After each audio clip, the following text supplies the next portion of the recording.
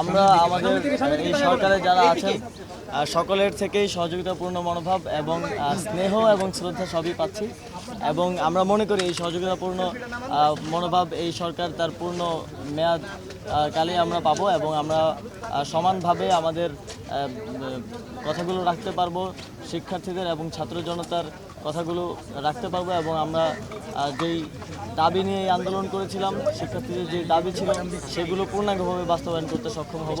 আপনারা জানেন এই সরকারে 25 থেকে 85 যে একটি তারুণ্য এবং অভিজ্ঞতার যে সংমিশ্রণ হয়েছে, এটি আসলে বাংলাদেশকে রিপ্রেজেন্ট করে এবং বাংলাদেশের প্রকৃত যে চাওয়া পাওয়া সেটি বাস্তবায়ন করতে পারবে বলে আমি মনে করি। কোটা সংস্কার নিয়ে শুরু হয়েছে, যে সংস্কার কথা আপনারা বলছিলেন, একটু বলতে দেন।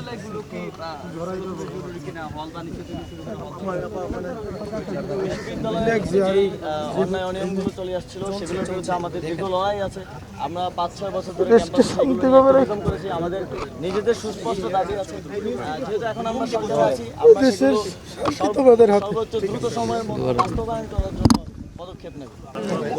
সেপারেশন অফ পাওয়ার তৈরি করা, এই বিষয়গুলোকেই একটা চ্যালেঞ্জ তৈরি হবে এবং তবে আমরা আশা করি যে যেহেতু এই সরকার একটা গণ অভ্যুত্থানের ভিতর দিয়ে তৈরি হয়েছে, মানুষের এই সরকারের প্রতি আস্থাটা রয়েছে, বাংলাদেশ পুনর্গঠনের যে স্বপ্ন আমরা দেখিয়েছি বা প্রতিশ্রুতি রেখেছি সেটি দ্রুত সময়ের মধ্যে কার্যকরাই আমাদের লক্ষ্য এবং উদ্দেশ্য। সেই দিক থেকে আমরা তারুণ্য এবং অভিজ্ঞতার সংমিশ্রণে অন্তর্বর্তীকালীন সরকারটি গঠিত হয়েছে। আমরা আশা করব যে আমাদের যারা সিনিয়র সিটিজেন নাগরিক সমাজ তাদের অভিজ্ঞতা, গ্রহণযোগ্যতা এবং একই সাথে আমাদের যে তারুণ্যের শক্তি, এই উভয়ে মিলে আমরা বাংলাদেশ রাষ্ট্রটাকে আবার নতুন করে সাজাতে পারি। আসিফ ভাই, আপনার থেকে একটু জানতে চাই, আমরা তারুণ্যের যে একটি সংমিশ্রণ সেটি দেখতে পাচ্ছি, সে তারুণ্য এখন কি সুযোগ পাচ্ছে, সব ক্ষেত্রেই কি এটি পাবে কিনা? আমরা আমাদের এই সরকারে যারা আছেন সকলের থেকেই সহযোগিতাপূর্ণ মনোভাব এবং স্নেহ এবং শ্রদ্ধা সবই পাচ্ছি এবং আমরা মনে করি এই সহযোগিতাপূর্ণ মনোভাব এই সরকার তার পূর্ণ মেয়াদ কালে আমরা পাবো এবং আমরা সমানভাবে আমাদের কথাগুলো রাখতে পারবো, শিক্ষার্থীদের এবং ছাত্র জনতার কথাগুলো রাখতে পারবো এবং আমরা যেই দাবি নিয়ে আন্দোলন করেছিলাম, শিক্ষার্থীদের যে দাবি ছিল সেগুলো পূর্ণাঙ্গভাবে বাস্তবায়ন করতে সক্ষম হব।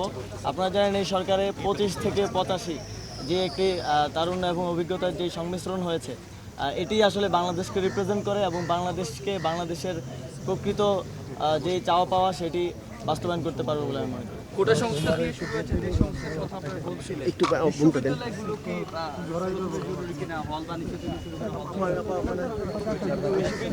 যেই অন্যায় অনিয়মগুলো চলে আসছিল সেগুলোর বিরুদ্ধে আমাদের দীর্ঘ লড়াই আছে।